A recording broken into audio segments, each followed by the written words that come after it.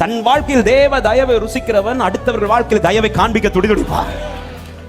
ஆமென், ஹல்லேலூயா. அடுத்தவனை அற்பமா பார்க்க மாட்டான், இன்னொரு நபரை ஏளனமா பார்க்க மாட்டான், இன்னொருத்தங்களை குறித்து குறை பேசிட்டு இருக்க மாட்டான், மற்றவர்களை மேன்மையா பார்ப்பான், அவர்கள் நல்லா இருக்கணும்னு விரும்புவான். ஏன்னா அவர்கள் ஒட்ட வைக்கப்பட்டது போலதான் நானும் ஒட்ட வைக்கப்பட்டவன், நான் ஒட்ட வைக்கப்பட்டது போலதான் அவர்களை கர்த்தர் ஒட்ட வைத்திருக்கிறார். இது தகுதியினால் வந்ததல்ல, இது தயவினால் வந்தது.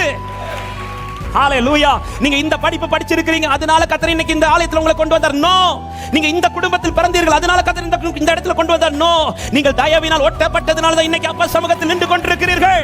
இது அனுபவிக்கிற உள்ளமே கைகளை தட்டி glory ஷாலாபராபா உஷியாந்தாலர் யாதரா. ஆமென். தகுதி பார்த்து கர்த்தர் கொண்டு வந்திருப்பாரானால் இங்க இருக்கிற யாரும் இங்க வந்திருக்க முடியாது.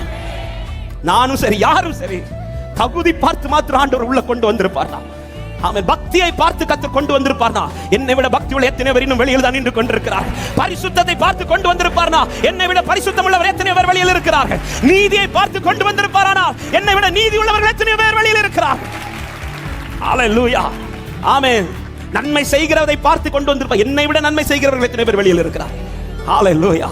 அத பலமுறை சொல்லுவேன், தாவீது சொல்றார், பக்தி உள்ளவனை கர்த்தர் தமக்கென்று தெரிந்தெடுத்து. என்னங்க நமக்கிட்ட அப்படி பக்தி வெளிப்பட்டுச்சுன்னு தெரிந்தெடுத்தார். நம்மை விட பக்தி உள்ள எத்தனையோ பேர் இன்னும் வெளியில தான் இருக்கிறார்கள். ஏன் நம்முடைய சொந்தத்தில் இருக்கிறார்கள், நம்முடைய உறவுகள் இருக்கிறார்கள். ஹல்லேலூயா. ஆமென். எத்தனை முறை நாம் தேவனை ஆராதிக்கிற ஆராதனை அசட்டை பண்ணின பிறகு கூட அவர்கள் எல்லாம் கொண்டு வந்து இருத்தாம என்ன திரும்ப திரும்ப கொண்டு வந்து உட்கார வச்சு ஆராதிக்க வச்சிட்டு இருக்கிறார். இது தேவன் பாராட்டின தயவு. நீ நிற்க வேண்டும் என்பது தேவ